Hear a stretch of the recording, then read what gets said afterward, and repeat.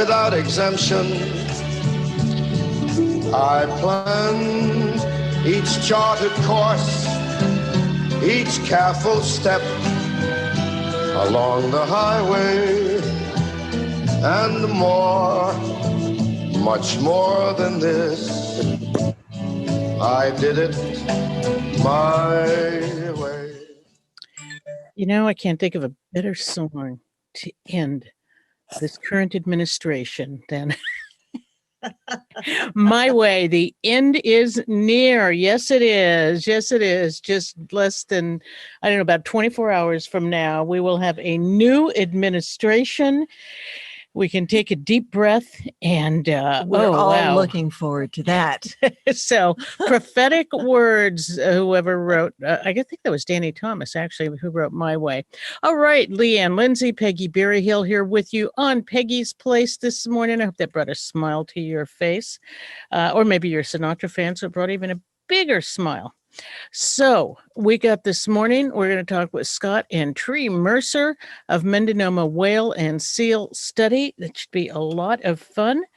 We'd get to talk to them each month. They've been living out here for quite a while now. And, you know, sitting on the coast, sitting on the bluff, if we, you know, took that old Otis Redding song, instead of sitting on the dock of the bay, sitting on the cliffs, on the bluffs of the ocean, the bluffs of the ocean, looking for those whales. I don't have any announcements this morning. Do you, Leanne? No, just that we're getting ready to broadcast the inauguration leading up to it tomorrow. We're going to start about 8 a.m. and carry everything live. That's right. Right. That's right. Because I think it starts probably officially at noon, I think is what I saw this morning. Eastern time. Noon Eastern time, Okay. right. So we'll get started a little early as they're making all the final plans and all the, you know, Howard marching band was practicing, and friends of Kamala who've been her friends since childhood have been on TV. I mean, it's really, you know, building up to the fun and the excitement because we've all been through so much abuse. Right. This past 4 years. It's not over yet. Cross our fingers. There'll be a lot of pardons today, but what I'm really looking forward to is that ceremony this afternoon with Biden and all the flags that they have lined up. Oh, it is so beautiful. Yeah. What a great ceremony to honor those that have passed away this past year from COVID. I think that, you know, they what were they saying today? Every few minutes, 19 people die is it in LA only, or is it in the nation? I'm not sure. I think it's probably in LA. Yeah. It just, LA is a hotbed of them.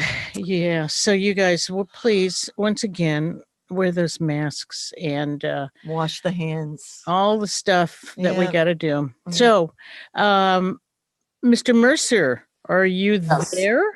We are. Oh, we have to get out of this one thing here. There we go. Well, that was pretty weird. Are you there, Scott? We are. We're both here. All right, Scott and Tree, thank you very much. Hey, are you guys Sinatra fans? Oh, yeah, I love Frank. Sure. We both have the same birthday. Oh, is that right? Not the same year, but the same day. Hey, guys, we're on YouTube Live. We were wondering if you were able to start your video, or if you want to just not. Because we can't. I tried, and it said no. Oh, no. It said no. Okay. Is it makeup, wardrobe? Do we need our hair done? I mean, I don't know why it won't let you in. It must be the bandwidth. Okay, well, welcome you guys. It's so nice to hear you. And I don't know where to begin. I mean, it feels like more than a month, even though I know we talked last month. And we got to sit on the bluffs with them both to look at. See, that just feels like ages ago. We stayed over at the Point Arena Lighthouse and the Keeper's Cottage, then got to sit out on the bluffs with both Scott and Tree. We loved it sitting there with you guys, by the way. Oh, yeah, it was fun. Who's that? Let's see. This is Teresa. Maybe we'll be able to see her. Tree coming in. Yeah, she's messing with her laptop. Hey, there's Tree. There we go. Oh, there you go. Good. Hey, nice ceiling. But we'll catch up with you guys. All right, there's Scott and Tree. Nice. All right. So was that a sweet smile he just gave Tree? Yes. That was very sweet. All right. So, and we just saw Tree. All right, you guys. So I guess we should talk about whales and seals and all the things that are out there and what you've been seeing. And it's crazy weather. I mean, yesterday it was so warm. It was so weird. Today it's kind of like summer. Yeah, today it's a little less so, but it's still. And I think rain is coming in on maybe Friday, but Sunday for sure. Oh, so. Great. All right. So, Scott, what do you got to say? Well, first, we're getting a lot of questions about whether or not the gray whale migration is slow this year. No, it isn't. The numbers are right where we expect them. And we've been, when we can see, which we could not on Saturday, wasn't it? Oh, that's right. Saturday. Yeah, we had that pea soup fog and a couple other days. Yesterday was quite windy, but we had 52 in 5 hours on Sunday. So that's about what we expect for this time in January. And that number should increase for the next couple of weeks until we get up to about the third week or later. Looking at the calendar. You said it was windy yesterday. It was not windy here, and it was certainly not windy in Anchor Bay. Not at all. Not in the Sea Ranch either. It was certainly windy out on the cliff at the peninsula. Huh. Crazy weather. Okay. Yeah, the big seas are back too. We had very large swells yesterday crashing into the cliffs, which kept the juvenile grays a little further out. Sherry Ebby joined us yesterday with her 3-foot-long camera lens, and she did actually get 1 or 2 photos that she forwarded me last night of a couple of those juvenile grays, but they were further out than usual because there's 12 and 15-foot walls were coming at us and then crashing just past the kelp where they like to feed. But we had quite a few offshore, and the wind did drop down for a bit. And as I reported last night on our Facebook page, we looked to the south at that point to see what we'd missed, and we right away found 4 that had gone by us when we couldn't see them in the whitecaps, and then back to the north and picked up a few more there. So we ended up with 22 yesterday migrating. And had it not been so windy, I'm sure we would have had 50. Wow. At least. 22, pretty good. We should be getting up into the 80s and 90s for at least a few days in the numbers of whales by the, I was going to say 3rd week of January, but it seems like there's 4 weeks this year on the calendar. But anyway, later around the 25th, 26th, around then. So we're right on the mark. We're getting, Sarah Grimes told me last night that she is up at Noyo. They're getting a lot of questions and concerns. People, for some reason, think that the gray whale migration is off this year, but not so far. We're getting just about the right numbers that we should be having. I wonder why people think that. Is it just because of the huge ocean and they can't see them? Or are they not seeing them down south as they go by those other counting stations? Well, we found out we're also the only ones still counting. COVID has shut everything down, including Mexico. They can't work in the lagoons down there. The Mexican scientists have been told to stay out of the lagoon areas down there where they normally work. So right now, the pressure's on us. So we need you to forecast some good weather. And we're the only ones reporting. That's that's in many ways, that's great that you guys started this, because without your numbers, apparently this season, it would have been a lapse in the counts. So that's definitely going to help in the long run historically. So, with your guys' expert eyes, and like you say, Sherry, with her 3-foot lens out there, boy, is she taking some great shots. Keeping track of quite a bit. Yeah. In our oceans. And Scott and Tree, or just Scott, how much has the weather affected the patterns of behavior along the coast with whales and seals? Well, it's a bigger deal with seals because they can't haul out and rest. We see their haul outs are just completely, they look like jacuzzis. The waves are smashing right up along the edge of the cliff, and their haul outs are just awash, so they can't get in there. So for seals, that's a rough time because they can't get out and rest on those haulouts, but it doesn't affect the whales, just the ones that are feeding inshore. They're a little further out, as I mentioned, because of the way the big swells coming toward them and crashing right after where they normally forage in there. But even with that, they're large. You know, they're large, even the younger gray whales are large enough to still forage around on the bottom with those with the waves passing by. So it doesn't really affect the whales. You know, as they go through here, they've gone through worse conditions, leaving the Bering Sea and the Beaufort Sea and the Chukchi Sea up in the Arctic. So they've gone through rougher conditions up there. Well, you know, I guess it's not clear to me what it is about the big waves that are keeping the whales out of the kelp. Is that they're so buoyant they're not able to get down there, or they're afraid of getting smashed, or what's going on? I don't. Well, the waves are cresting and breaking right about where the kelp beds are. So you know, the whales would just stay out of that particular area when it's that rough, I think, just because you have these big waves breaking down there, and it would just be that much more difficult for them to work in there. So they're just out a little bit further, working along the outer edge of the kelp. Well, I guess it's a matter of conserving energy, probably too. Having to fight those big waves, they must have been huge. Yeah, absolutely. Big king tide too. Yeah, so that's well, at least you know we're getting some good counts from you guys. Anything else you've noticed about their behavior? No, we're seeing only gray whales right now. Everything else seems to have moved out of the area, but you know, whales that we were seeing, like humpbacks and finback whales, we're not seeing them. It's all grays going by, all grays all the time, and you know, it's pretty straightforward. They're just continuously moving until they get down to Mexico. So the other whales, are they just farther out where perhaps the oceans, I mean, I don't have any idea if the oceans are actually calmer farther out, but is that where those other whales are? No, they've migrated out of the area for the most part. Humpbacks moved down into Mexico as well, a little further south than the gray whales go, and down towards Central America as well. And finbacks also move south in the wintertime, and do blue whales. So they're just not in the area at the moment. Well, if you're just tuning in, you're listening to Scott Mercer of Mendonoma Whale and Seal Study. I'm Leanne Lindsay, along with Peggy Berryhill on Peggy's Place. This is KGUA in Wallala, 88.3 FM. You can hear us around the world at kgua.org.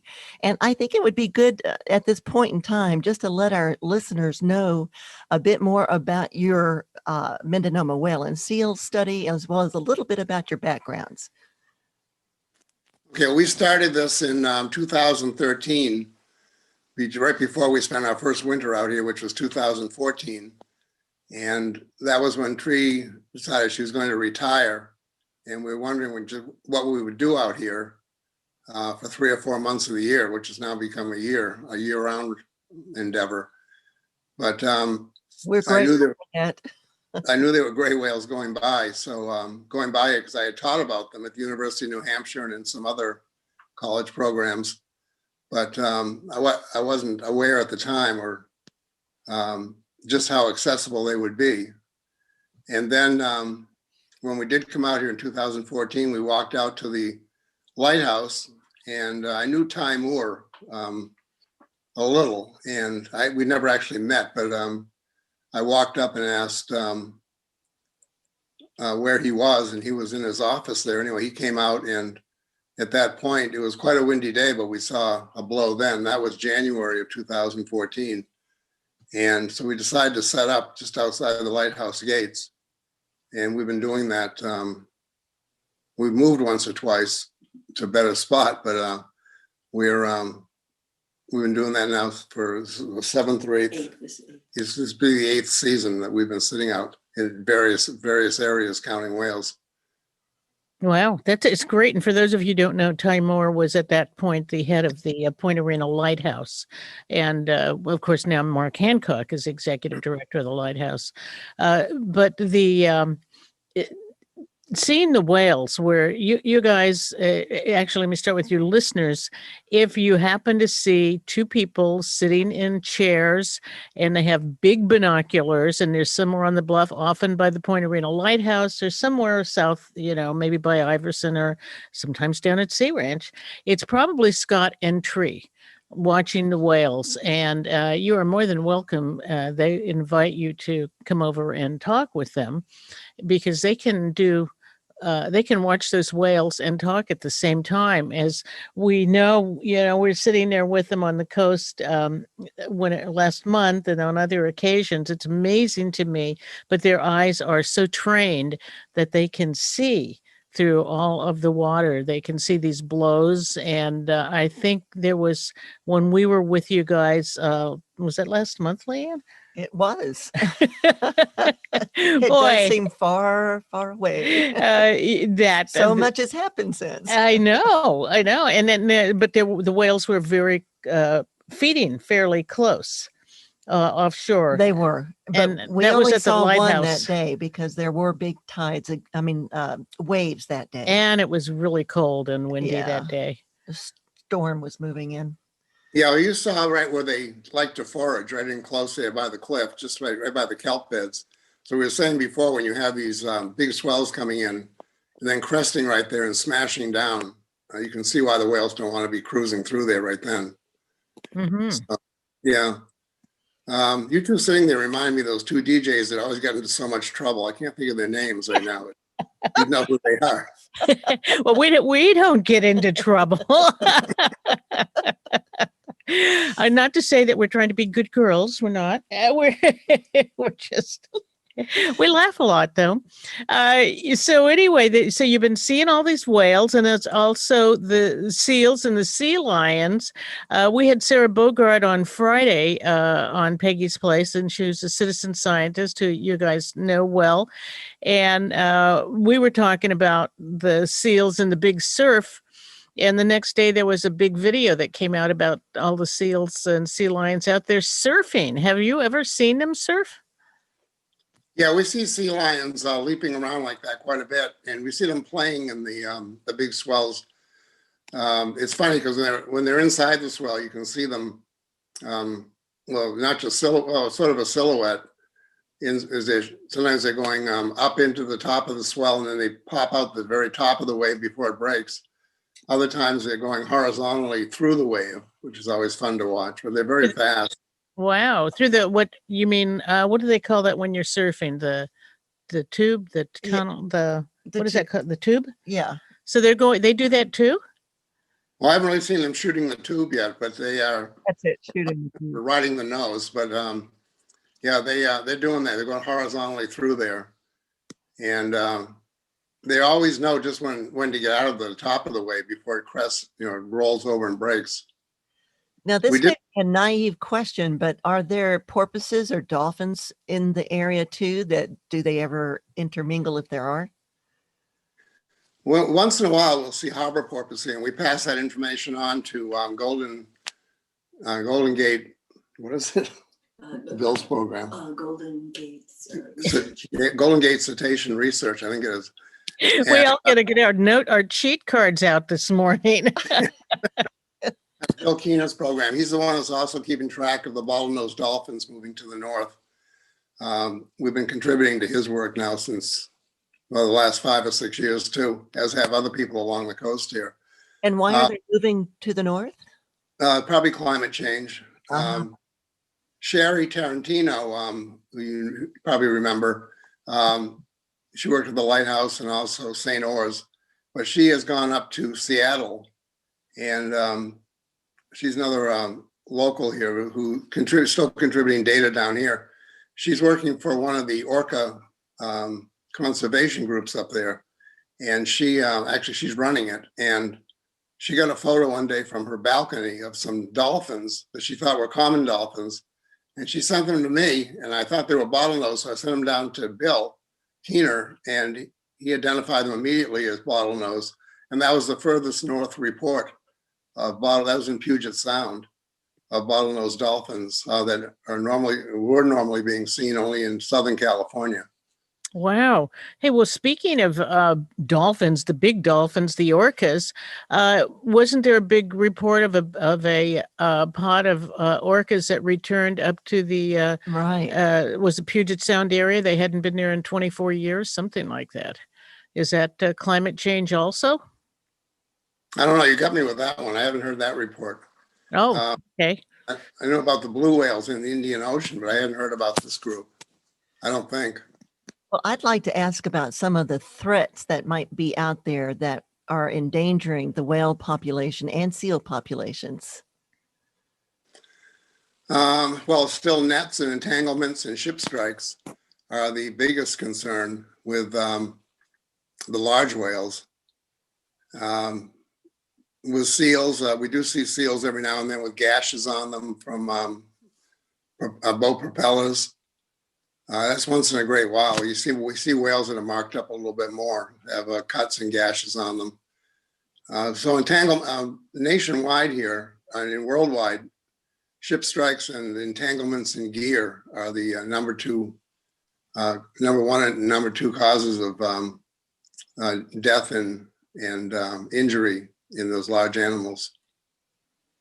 Well, I guess when Tree comes on, she's probably going to give us the latest. Yeah, she has the morbidity numbers. Morbidity numbers, yeah.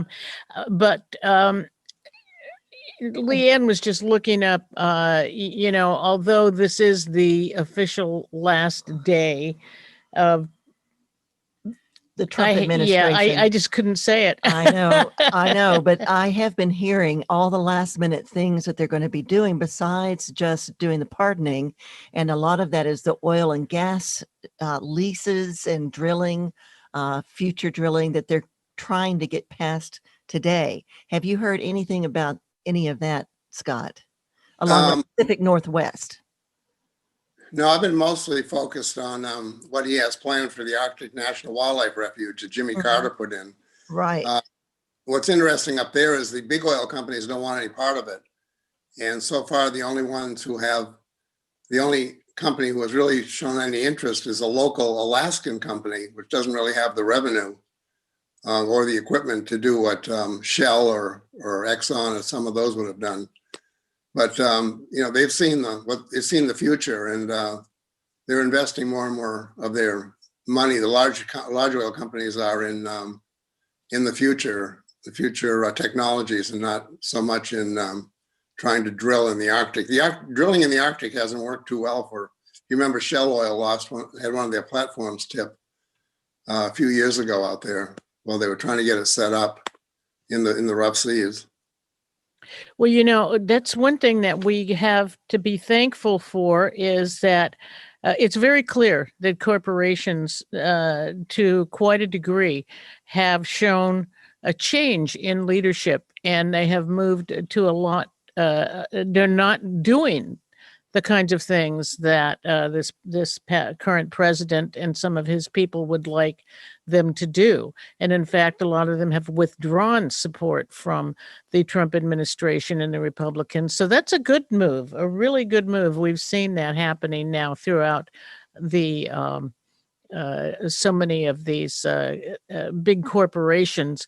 And in particular, this attempt to kill off wildlife, whether it's in the ocean or in the forest. Well, I am looking at an article from January 4th by Cassandra Profita, and it talks about the offshore oil and gas drilling that's coming to the Pacific Northwest under a Trump proposal. However, the governors of Oregon and Washington and California collectively denounced the plan soon after it was announced. And Governor Jay Inslee of Washington said the plan would exploit our oceans with great potential risk to our beautiful coastlines and all the life within the oceans. I will add myself, and that he plans to work with both Oregon Governor Kate Brown and Governor Newsom to challenge the plan. So anyway, that's just, it's good to know that we've got a new administration coming in that will protect our oceans. and especially the wildlife within them. And, we have enough going on with, just like you said, the strikes on the whales and seals, and we don't need something like that.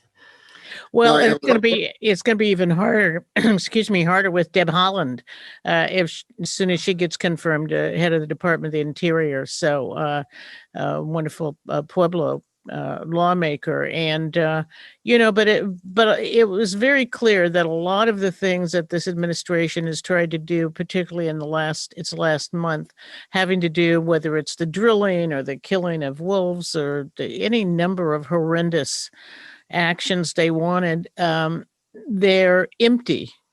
They don't have the teeth in them to get them done, and they will soon be changed. They just will be ineffectual, and that's the good news.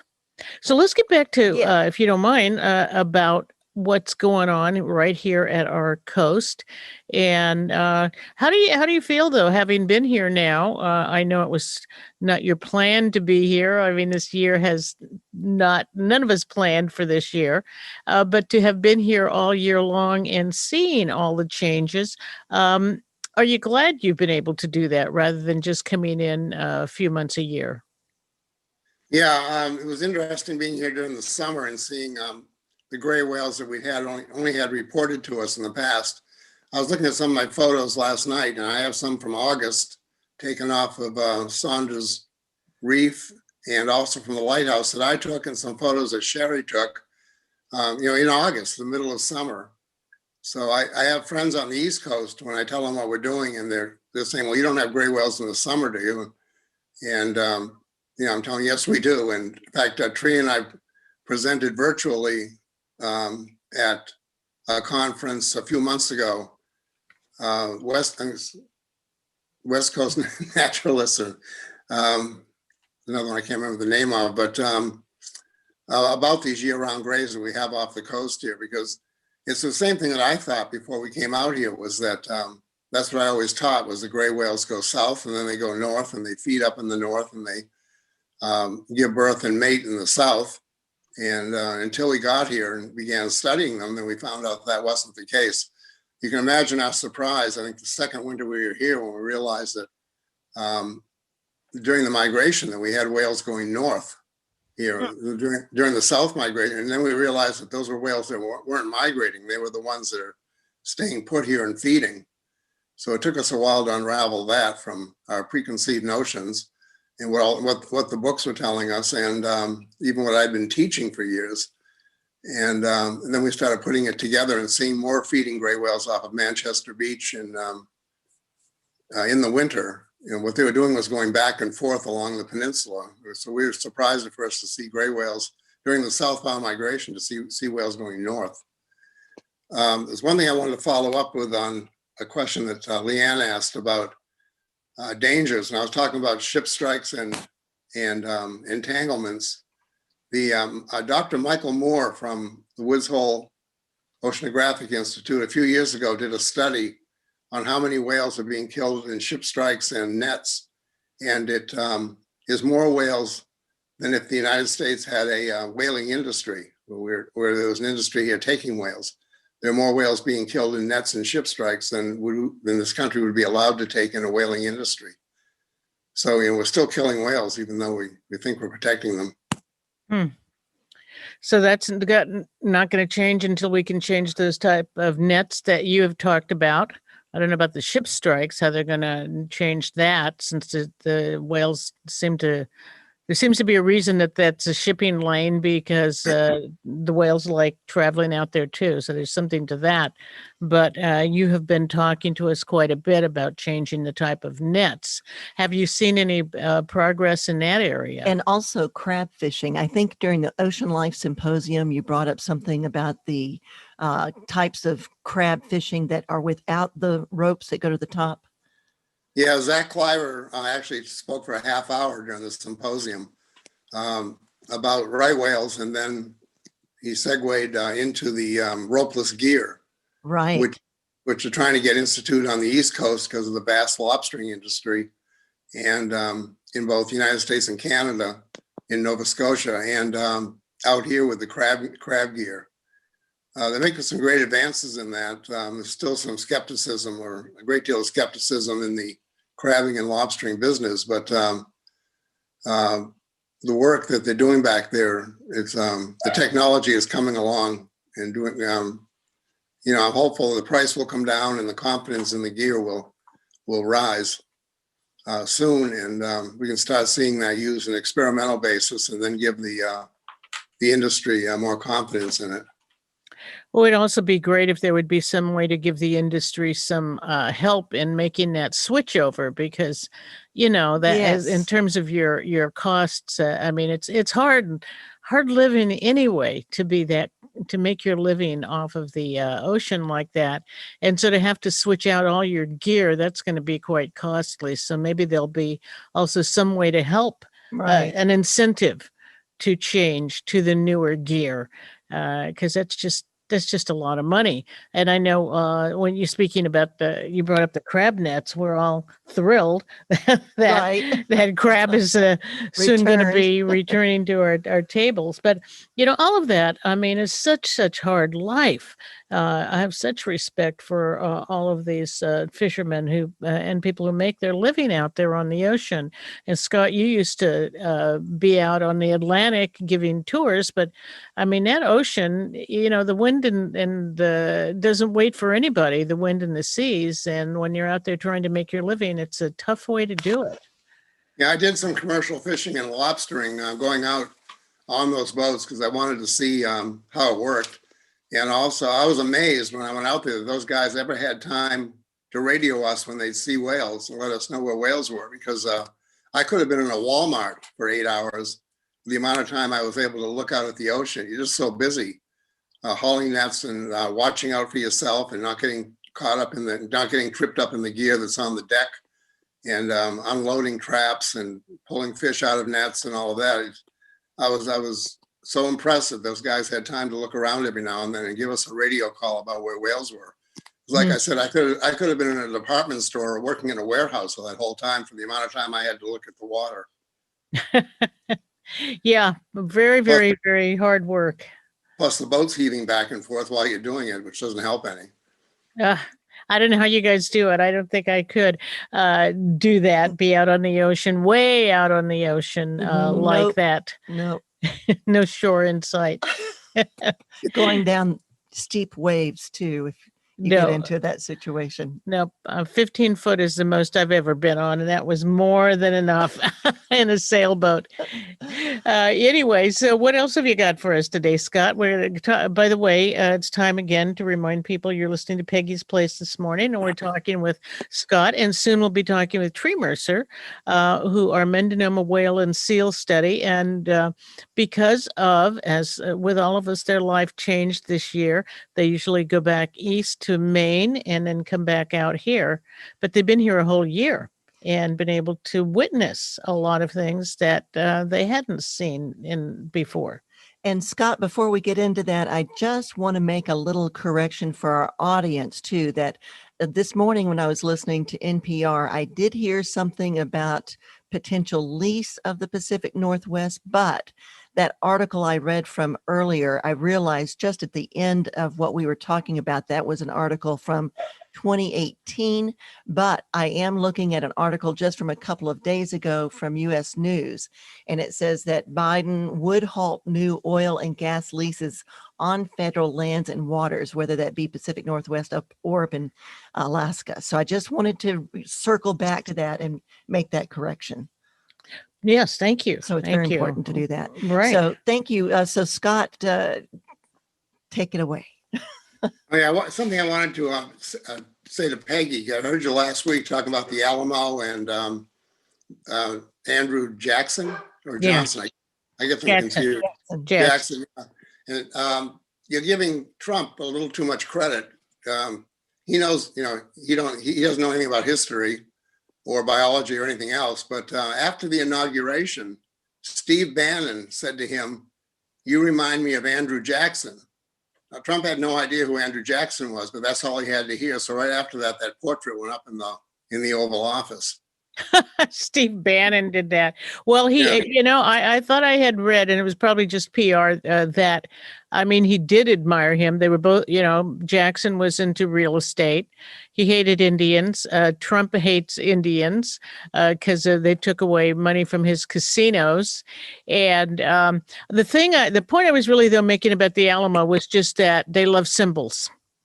And so being in Texas, and thankfully the press stopped following him in Texas because of the I noticed that, the good thing, and sadly, but because it was clear he had attempted to foment a revolution, the press stopped following him in Texas. So we don't know if he ever went to the Alamo or not.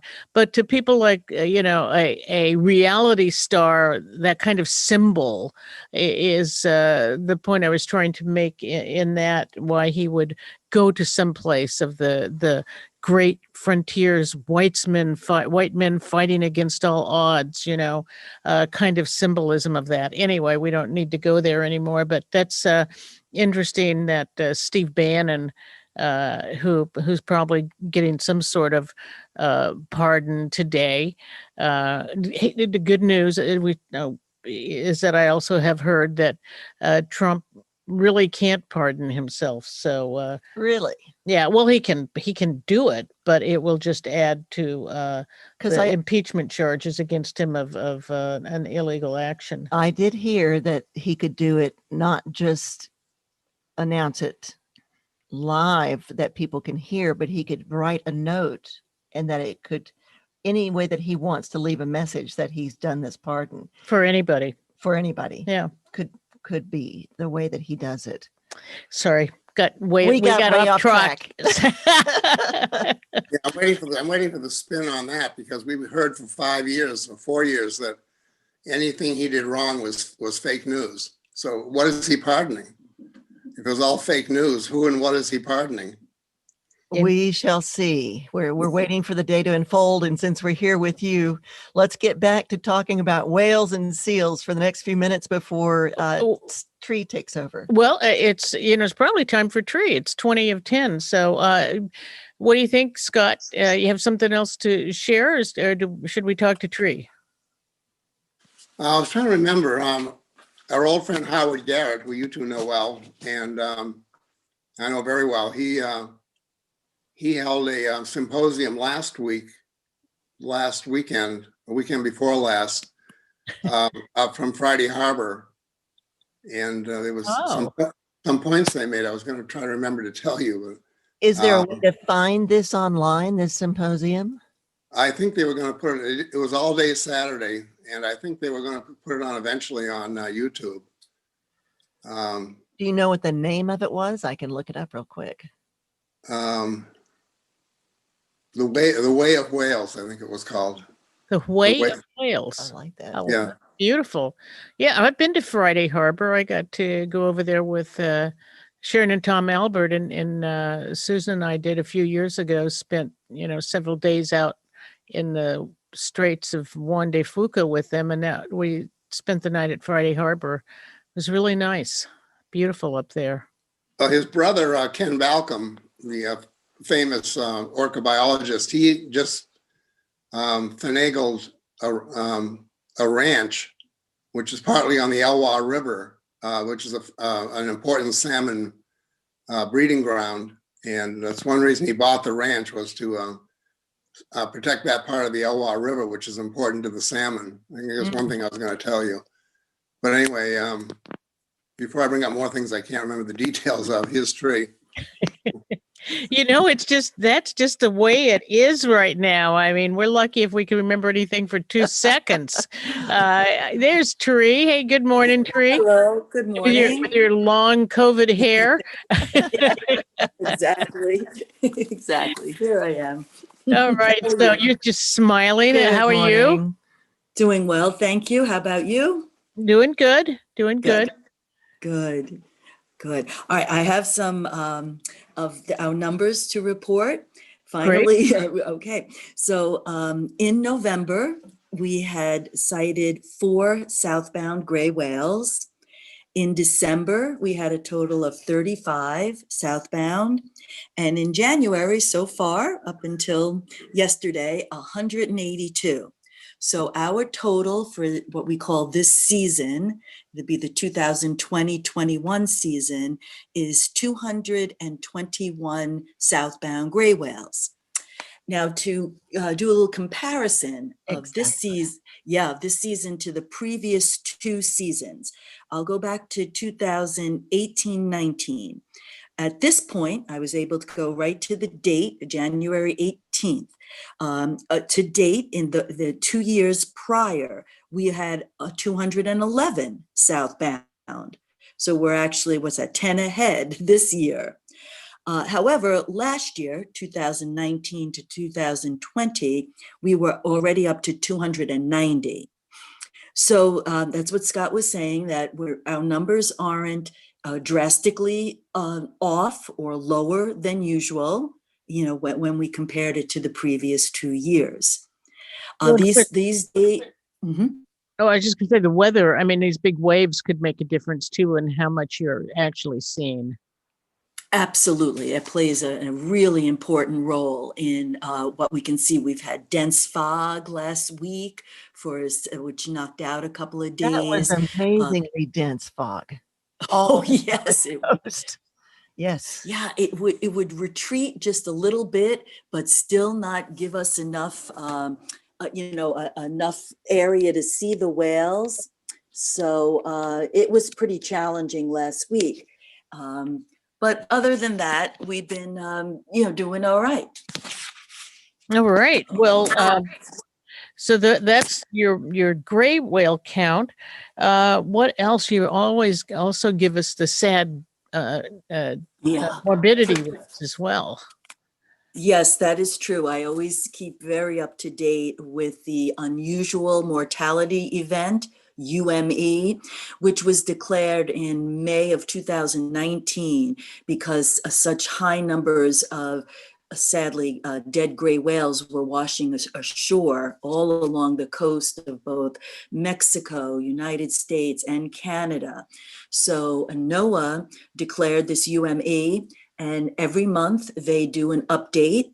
And we've talked before on the show about how we're not sure this year how badly COVID affected the number of whales that were reported. People may just not have been able to be out there and watching them.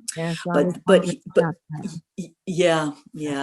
So here are our numbers for right now. NOAA had it right up to date till December 31st. So in 2019, we found a total of 214 dead gray whales. In 2020, it was 172. And that's a total for those 2 years of 386 dead gray whales washed ashore. Again, that's along the coasts of 3 countries, Mexico, United States, and Canada. Now, I always want to remind you that scientists estimate that what washes ashore may represent only 10% of the actual whales that have died. So that would mean 3,860 gray whales could have been lost in those 2 years. They are really studying the cause of this problem. A lot of the whales do in fact seem emaciated. In Mexico, they like to call them skinny whales. And they do such great work in Mexico in collecting data and observations. They put out an annual report, which is extremely comprehensive. I read it every year and I reread it. There's a lot of information in it. And Scott was just informed a few days ago that Mexico will be curtailing the research this year, again, due to COVID. So I felt pretty upset about that. Because it's important that we gather as much information as we can about what's causing these gray whales to be suffering and dying the way they have been. We do think is a disruption of the food web up in the Arctic, not being able to get enough food or enough quality food to put on enough blubber to sustain that very long migration. both from the Arctic to Baja and then back again. It could be 6,000 to 8,000 miles.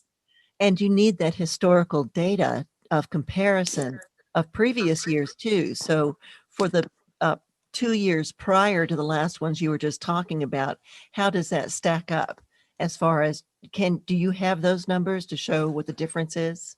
Actually, NOAA does have that, and they have these beautiful bar graphs. Way back in 1999, there was another unusual mortality event for gray whales, and a lot of died. They never reached a conclusion about what happened at that point. And then they keep data every year, and it's usually very low. The gray whales were doing really well until 2019. So, they're looking at many factors. They don't want to rush to any decision that, it's all climate change. Right, they're right. looking at disease, or are they weakened and then getting hit by a vessel where if they were normally of good strength, they might be able to avoid those collisions. So there's many factors that need to be considered. Shouldn't also just plain old age happen as well? I would imagine that too. Absolutely. Aging, The population ages. Although they have a tendency to live longer. I'm curious, since other mammals now, particularly in zoos like gorillas and other species are showing up with COVID, any chance that ocean mammals could end up with a COVID? You hit right on exactly what I was just going to ask too, Peggy, and that I heard that some of the sewage that can flow into our oceans could cause that in whales and maybe still others.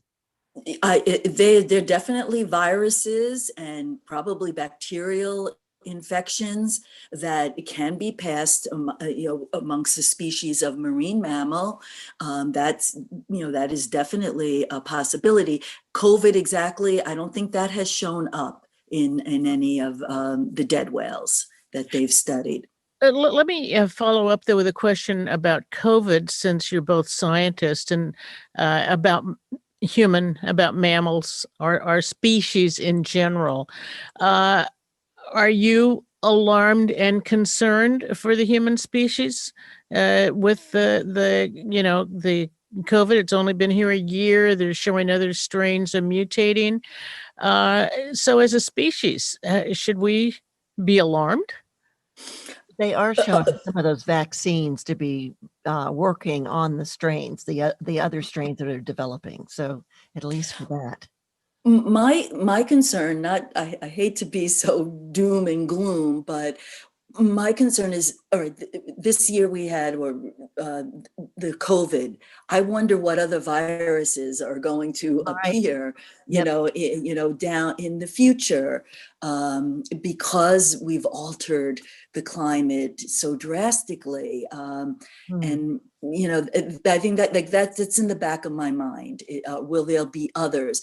And once again, I always have to rely that my little mantra is that sometimes our species created these problems, and our species has the ability and the intelligence to solve them and to resolve them. Like, for example, this vaccine that has come so rapidly, amazing. These people working so hard to develop a vaccine that will protect us. So I just hope in the future, we're not going to be facing more and more of ththese outbreaks. Yeah. Right. Well, because I think today is actually the unofficial year of the knowing of COVID becoming a global global event. That it finally, we here in the United States and in other nations found out about it. So it's been a full year. It's no wonder we're all foggy and can't remember anything. Well, I want to get back. We've got a few minutes left, and but I like to ask you questions because you are scientists, and you're thinking about whether it's your whales or whether they're thinking about human events in a different way than we do. And you also can think of them dispassionately, and Yes. that's important. I think very important for all of us to understand the role of science, which has been demeaned so poorly this past few years. Leanne, what have you got going? Oh, no, I was just looking up the way that they developed the vaccine so quickly. It was with, I believe, the RNA, but it was different from other vaccine developments. That's why it could be developed so quickly. But the website I pulled up was about to play a video, so I had to get out of it. Okay, I saw her Sorry. working. We're doing this live, folks. So, well, you brought up a question. I'm sorry, I was going to leave the COVID behind, but Leanne just brought up the RNA. Why would that make a difference? Well, the RNA, it's a different type of nucleic acid. And I read a lot about how this it is going to trigger our bodies to make antibodies against the virus particle itself. So it's not a live virus like before at all. Right, Completely right. different. It's a piece of talking about DNA. flu. When we get a flu shot, it's the live virus, and this is not done the same way. Yeah, well, it's a different method. Gee, wouldn't it be nice if they could apply some of this to cancer? Yes. Cancers some other way, perhaps. Anyway. I am reading real quick just to let you know from the CDC. It says that the mRNA vaccines are a new type of vaccine to protect against infectious diseases, not just COVID-19, but to trigger, and like you were saying, Tree, an immune response. Many vaccines put a weakened or inactivated germ into our bodies, not mRNA vaccines. Instead, they teach our cells how to make a protein, just like you were saying, or even just a piece of a protein that triggers an immune response inside our bodies. And that immune response, which produces antibodies, is what protects us from getting infected if the real virus enters our body. So there you go. Just a little back. Exactly. There's your science lesson for today. Yes, very, very good. That explained it perfectly. That's exactly, if I was teaching a science lesson, that's exactly how I would say it. And you were a teacher for a long time, both you and Scott. Yes, that's true. That's true. And maybe now my students will say, oh, I remember when Mrs. Mercer taught me about messenger RNA and yeah, I'm hoping. Is that what the M stands for? Yeah, messenger. Messenger RNA. Very There's actually 3 types of RNA in our body, but then that's one of them. There are others. There's transfer RNA and ribosomal RNA as well. Yeah, they all play an important role in protein synthesis. Oh my God, our bodies are so amazingly complex, and how this came to be from that Big Bang, and we all evolved out of that, supposedly. It's pretty amazing. Pretty amazing. Go ahead. I found out a little bit about those orcas that you mentioned earlier in the show. We're trying to find it too. Yeah, well, they fled the area. It's called the Fife Sound, F-I-F-E Sound off British Columbia. And they fled it decades ago because there was a local fish farm that used these electronic pingers to scare away the seals. And it also scared away the orcas. The sound to them was probably so disturbing. So they haven't been seen there in decades. Now, British Columbia has since banned those pingers, and they dismantled those fish farms, and now those orcas are seen there again. And they're back. And not only are they back, a little bonus is they came with a newborn calf. Oh, nice. So they were trying to keep their fish from getting eaten, basically. Wow. That's the history of that. So it's pretty cool that they have been missing from there, like Leanne said, for decades. And recently, just a few months ago, they were seen back there. Excellent. Now, what are you looking forward to in the coming couple of months as far as whales and seals and all that? Seeing lots of them, of course. I want to see lots of them. I love it when we see breaching. We did have one day 2 different whales breached for us. That was such a thrilling sight. We like it when we see large groups of them, although I want to be sure that to emphasize gray whales and are at such baleen whales, they're not in pods. They do not form pods. They're usually solitary. They may travel together, but we have seen groups come together and break up. Right now, observation area. So, but it is kind of cool when maybe 5 of them will come by and you see 5 blows go up. So that's fun. I want to see the seals be able to haul out again and get some rest from this rough. We haven't seen seals in our spot below us on the cliff. It's literally been weeks since we've seen seals hauled out where they usually go. I'm sure they're finding other places and calmer waters, but I miss looking down and counting my seals down there. Do you know what the projection or the forecast is for the waves and that's what I hope for. Maybe we have a little delay here between us. I was wondering what the forecast is for waves and tide as far as what's coming up in the next few weeks and month so that they can haul out. Do you know that? Waves. Yeah. Oh boy. Well, we'll get that information. Okay, here I'm back. I don't have a little technical difficulty here. Yeah, we hear it.